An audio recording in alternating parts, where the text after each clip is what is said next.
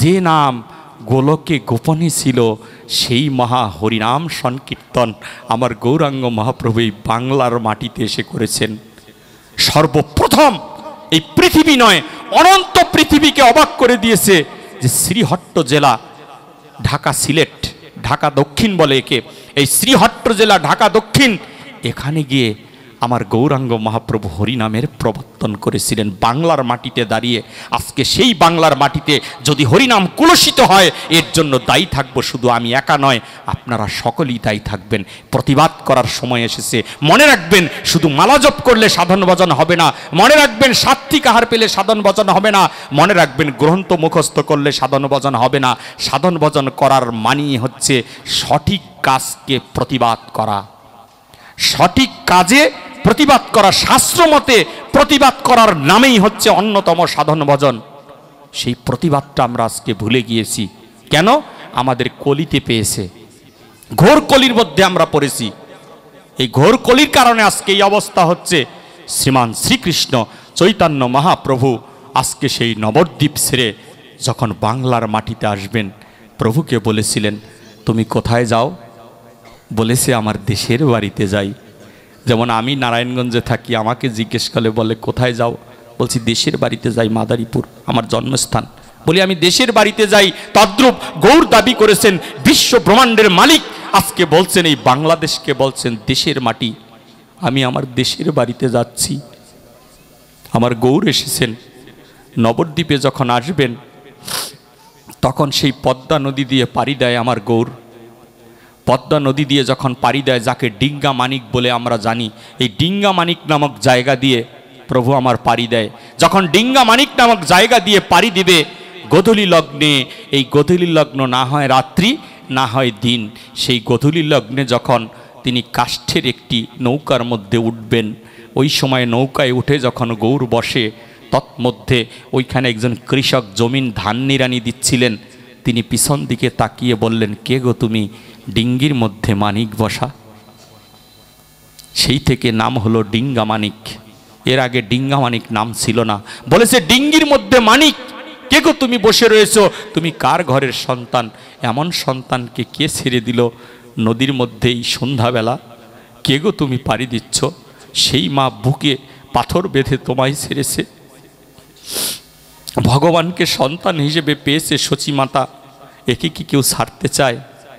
ওরে হৃদ মাঝারে রাখবো, ছেড়ে দেব না, ছেড়ে দিলে সোনার গৌর আর তো পাবো না, না না ছেড়ে দেব না, এই হৃদয় মাঝে রাখবো, ছেড়ে দেব না। আমার গৌরকে আজকে তার মা ছেড়ে দিয়েছেন এই জাতিকে রক্ষা করার জন্যে। আজকে গৌরাঙ্গ মহাপ্রভু যখন মাঝির নৌকায় উঠে নদী পাড়ি দিচ্ছেন, পদ্মা নদী, এই মাঝির জীবনীটা পড়ার জন্য আমি বেশ কয়েকটি গ্রন্থ কিনেছিলাম। কিনে আস্তে আস্তে করে জানতে পারলাম এই সত্যযুগের তিনি একজন মুনি ছিলেন। সেই মুনিকে নারায়ণ বলেছিলেন, কি চাও? তখন নারায়ণকে বলেছিলেন, প্রভু আমি জ্যোতিষ্য লাভ করতে চাই, অর্থাৎ আমার জন্ম দেখতে চাই, বিগত ভবিষ্যৎ সকল জন্ম যিনি দেখতে পারে তাকে জ্যোতিষ্য বলা হয়। বলেছে আমি জ্যোতিষ্য লাভ করতে চাই। নারায়ণ বললেন তথাস্থ। জ্যোতিষ্য হয়ে তিনি দেখতে পেলেন ওই পদ্মা নদী পাড়ি দিবেন ভগবান হয়ে আজকে এই নৌকায় উঠে। তখন বলেছিলেন নারায়ণকে, হে নারায়ণ আমি তোমার কাছে আরেকটা জিনিস চাই। বলেছে কি?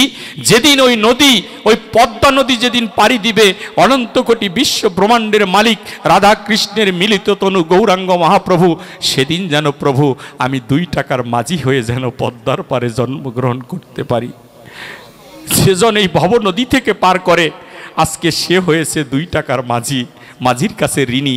বলেছিলেন তথাস্থ, তাই হবে। সেই মাঝি কাষ্ঠের নৌকা বেয়ে যখন ওই গোধূলি লগ্নে পার হচ্ছেন এই ডিঙ্গামানিক নামক জায়গা দিয়ে, তৎমধ্যে পদ্মা মা আমার তিনি লম্বা হয়ে গেলেন। বলেছে তোমাকে ছাড়ব না, তোমার মা তোমায় ছেড়েছে তাতে কি হয়েছে? অনন্ত অনন্ত বছর তুমি হে মাধব তুমি আমার বক্ষের উপরে ভেসে থাকো। পদ্মা মা ছাড়বে না। তখন গৌর বললেন, মা আমাকে ছেড়ে দাও, তোমার যদি কিছুর প্রয়োজন হয় আমাকে বলো, আমি তোমাকে দান করছি, তথাপিও আমায় ছেড়ে দাও। কারণ আমি এজন্যই যাচ্ছি, ওই শ্রীহট্টতে আমি যাব বলে, ওই শ্রীহট্টের মাটিকে ধন্য করার জন্য অনেক অনেক হাজারো হাজারো লাখো লাখো বৈষ্ণবের আগমন ঘটেছে। ওই বৈষ্ণবকে দেখব বলে, বৈষ্ণবের পদধূলি গায়ে মাখবো বলে আমি কৃষ্ণ থেকে আমি গৌরে আবির্ভূত হয়েছি। আমি এজন্য এসেছি, আমাকে তুমি বৈষ্ণব সেবা থেকে বঞ্চিত করো না, আমি বৈষ্ণব সেবায় অংশগ্রহণ করব, আমাকে তুমি ছেড়ে দাও মা। বারে বারে যখন পদ্মাকে বলছেন, তখন পদ্মা বলছেন, আমি একটা ভিক্ষা চাই তোমার কাছে। কি ভিক্ষা? বলেছে, তুমি বলেছ তোমা হতে তোমার নাম বড়, নাম হতে তোমার থেকে তোমার নাম বড়, নাম থেকে তোমার ভক্ত বড়, ভক্ত থেকে ভক্তের চরণ আরো বড়, ওই চরণ থেকে চরণের ধুলি আরো বড়। হে মাধব, যদি তোমার সেই শ্রীচরণ আমার বক্ষে একবার রাখো, তোমার ওই চরণ দুখানি যদি পদ্মায় ভাসিয়ে দাও, তাহলে সেই চরণের ধুলি গায়ে মেখে আমি পদ্মা পবিত্র হতে চাই। গৌর আমার পদ্মা নদীর মধ্যে দুটি পা যখন বাড়িয়ে দিলেন, তৎক্ষণাৎই নদীটা ছোট হয়ে আমার গৌরাঙ্গ মহাপ্রভুকে পার করে দিলেন। কিন্তু মাঝি এই লীলা কিছুই জানে না, কিছুই দেখেনি। যখন নদীর পারে যখন থেমে গেল, নৌকা যখন থেমে যায় বাংলার মাটিতে, তখন আমার গৌরাঙ্গ মহাপ্রভু নৌকা থেকে বাম পা আগে মাটিতে ফেললেন।